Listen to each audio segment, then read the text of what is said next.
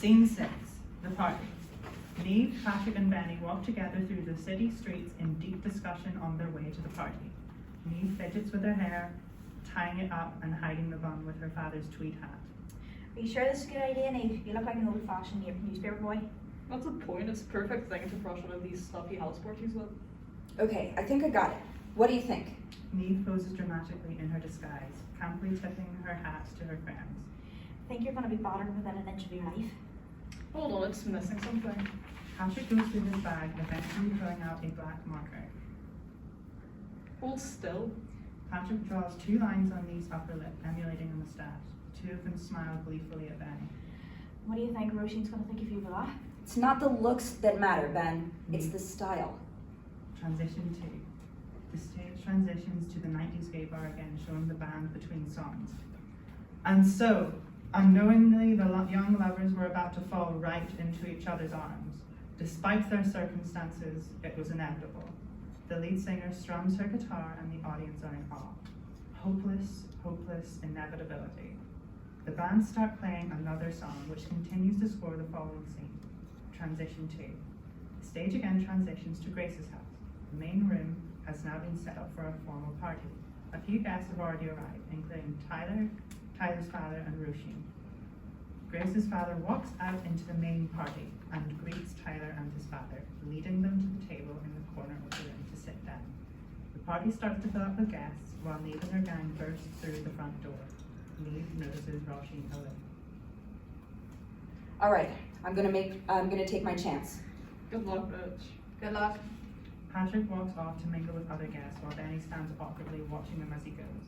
Niamh starts walking over to Roisin. Roisin notices and recognizes her, starts walking over to a random boy and begins to start dancing with them instead. Niamh stops in her tracks. Benny notices this and starts walking over to Niamh. Suddenly, Grace dramatically walks down the stairs wearing the now ripped up dress bought by her parents to match her punk aesthetic. All eyes fall on her, especially Niamh's. Mr. Thatcher is noticeably furious and sits aghast. Holy fuck! Niamh, do you want to go? I don't think Roisin's interested. Huh? Oh, yeah. I think I'm gonna go talk to her instead. Niamh points at Grace. What, Niamh? She's no star. She's an angel. Niamh walks over to Grace, who now has a circle of onlookers around her. Fuck's sake. Niamh enters the circle with Grace and motions for Grace's hand to dance. Everyone is looking at them. Grace accepts. Looking over at her father, and they start to dance. Tyler throws himself off his chair and starts marching towards them, but before he can get past, Mr. Thatcher grabs him by the arm. Tyler's father notices this. Don't cause a scene. What? That's a girl. I know her. She's making us look like idiots. Don't be stupid. Come sit down. Tyler looks at his father. Tyler's father gives Grace's father a pointed look but concedes. That bitch has a death wish, I swear. Tyler sits down. That girl has something come for her later. That wee boy is in the trouble. The onlookers start to dance around Niamh Grace. Quite the entrance you made, didn't you? Who? Me? Oh, I try my best. You, on the other hand, where have you been hiding? I thought I knew everyone in Derry. Oh, I've only just moved about a month ago. My family and I travel a lot, met people far and wide, although I've never met anyone quite like you before. Grace laughs. Must be hard to see that silly hat tipped over your eyes. Grace reaches to take the hat off Niamh, but she stops her. Hey, that's my old man's hat you're talking about. I bet your eyes are gorgeous underneath, though. Do you want to see them? Well, you piqued my interest. Niamh looks up at the lights. The lights are quite bright in here. Is there a place where the light you illuminate can be appreciated on its own? I think I know of such a place. Grace takes Niamh by the hand and runs with her up the stairs. The music played by the band comes to a halt. Transition 2. Grace pulls Niamh into her room, closes the door behind her, and goes over to the record player to turn it on. Oh wow, cool room. Thank you. I wish my parents thought the same way. Grace turns her record player on. Don't Fear the Reaper by the Blue Oyster Cult starts playing. You like the classics then? Yeah, have you heard this one before? Can't say I have, but they sound good. Do you play? No, I listen. I'm a guitarist myself. Grace looks around at the guitar strapped around Grace's back. You don't say. Grace leans in and the two of them share a deep kiss, during which Grace goes for Niamh's hat and successfully pulls it off, untangling her long, medium-length hair. Grace jumps and moves back as she now looks at Niamh, hair hanging down with a smudged Sharpie mustache. Grace gasps. What? At that moment, Molly bursts through the door. Grace, She pauses as she sees the disheveled Niamh out of her disguise. Dad wants you. He's pretty serious. Oh shit, really? Why? Yeah, now. Oh, fine. Grace looks over at Niamh. Bye. Grace walks out of the room. I'll escort your friend out, shall I? Whoa, wait, can you tell me her name first? You shouldn't be here. You've already made yourself a target of a few people. What do you mean, target? Molly gives Niamh a look. Oh, fuck. Well, yeah, and you should definitely go. Use the window. You should be able to get down easily through there. Molly escorts Niamh to the window. Can I just have her name?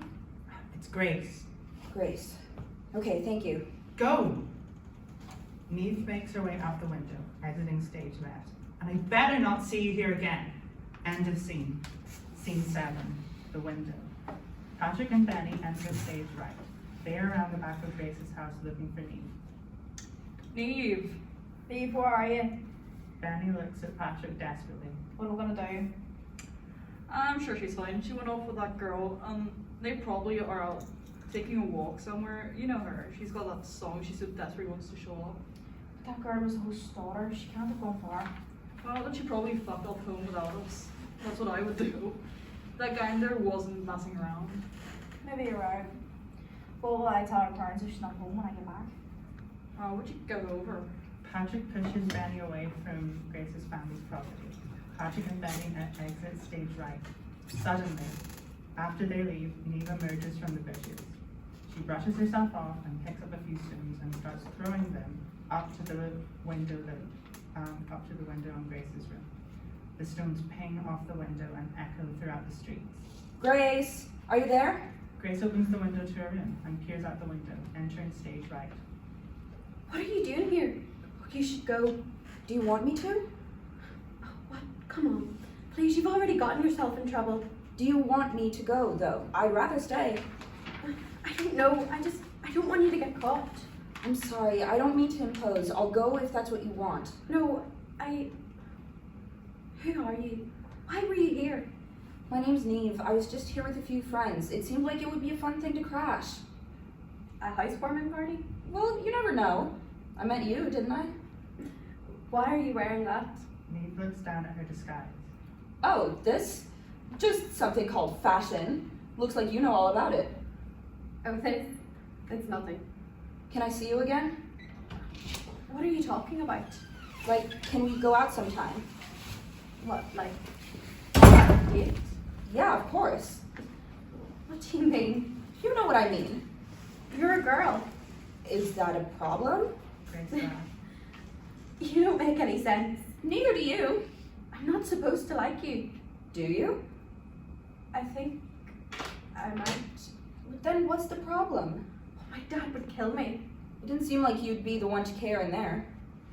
I was different. I was just messing around in there. And now? Listen, we don't need to go around telling everyone. We can just go out, enjoy each other's company, and have fun. We don't have to start telling your parents just yet. And what if he finds out? Then he finds out, and we can tell him together. Surely it wouldn't do us that much harm.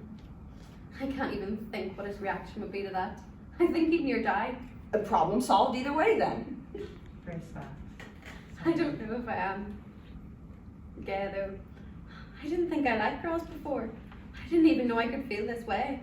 Just because you like me doesn't mean you have to label yourself just yet. I myself am very much a lesbian, but that's just a label. It should be something that makes you feel comfortable, not something that limits you. Your feelings should never be limited. Let them free, listen to them. Allow yourself to feel. Well, I know that I'm glad you stayed. Can I play you something? Go ahead. Niamh takes her guitar off her back and starts to play and sing to Grace. She is then joined by the lead singer of the punk band at the back of the stage. As Niamh finishes, the voice of the lead singer starts to get drowned out. Niamh looks up at Grace. Come up here. Niamh rushes over and climbs up some bins to reach Grace. Grace hugs Niamh tightly for a few moments before letting go of the embrace. Okay. When do you want to meet then? Tomorrow, in the town square, at 3 o'clock. I'll try my best to make it, but I might not be allowed out of the house for a while. If I have to wait an eternity for you, it will be worth it. Grace kisses Niamh on the cheek. Oh. Grace, can we talk a moment? Oh shit, you better go. I'll see you tomorrow then, if I can. Bye then. See ya. Niamh rushes down from Grace's window to the center of the stage again. Grace exits stage right. When the sun comes back up again, I'll be watching the sky and the clouds, waiting for my angel to come soaring down from heaven into my arms. Niamh turns around and runs off stage left. After a while, Patrick enters stage right, looking astounded at what he has just witnessed. Jesus Christ, she's fast. Suddenly, Tyler storms on stage right. Why shit, I could fucking kill her. Of course I'd run into you here. You just missed her and I doubted you catch up. Fuck's sake, Pat, what are you doing here? Oh, so now I'm Pat. Emily, fuck you.